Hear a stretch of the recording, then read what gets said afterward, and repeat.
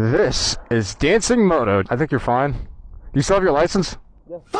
1 count of fleeing or attempting to elude a police officer. Failure to maintain insurance. Removing or affixing license plate with intent to conceal or misrepresent. Driving while license suspended or revoked. My God, bro. Alright, so here's the kicker, guys, and here's why I'm making today's video. This was not a video I wanted to make, by the way. I just got out of class. Unfortunately, I feel like I'm being forced to make this video because of new information has come to light. And I'm feeling a little bit betrayed, and I'm sure the rest of you will probably feel a little betrayed as well. When I made the videos talking about dancing moto, I made those videos with the assumption that bro got in an accident and was seriously hurt. Yes, I was a little harsh in my videos, but at least I was fair. I said things that I think dancing moto needed to hear as someone who knew him and talked to him. But given this new information that we now know, given the new information that has come to light, this little affidavit has a little bit of information on it. It has this special little listing right there called days in jail. And as I'm going to put up on the screen here, it says days in jail 1. You see, initially after Dancing Moto's crash, Dancing Moto made a bunch of posts like these where he was claiming, where it was like the sob story of he's in critical condition. His heart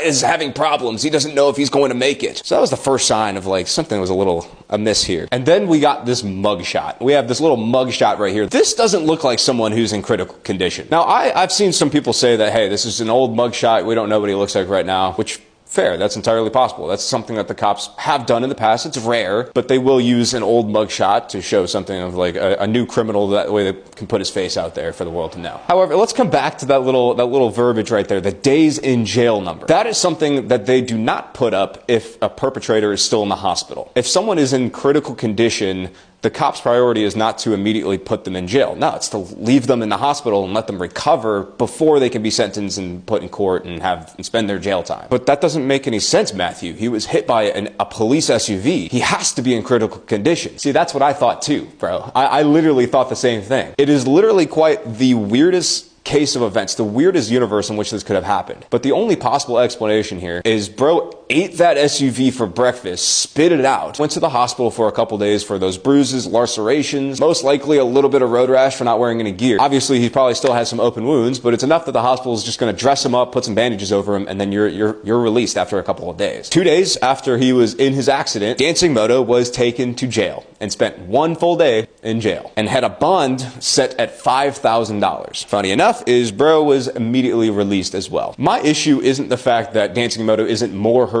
after the accident. If anything, I'm glad that he's okay. I want to make that absolutely clear. I think it's pretty weird. I feel like if I got hit by an 8,000-pound SUV, I am not eating that. But see, my problem is all of that sympathy posting that he was making on social media. You have all these people watching your post, making people think that your heart's in critical condition, while meanwhile 2 days later, you're literally sitting in jail just fine. Maybe not just fine. I mean, road rash sucks. I've had it before, but it's not a life-threatening injury. This is a horrible way to handle running from the cops and not accepting your own consequences.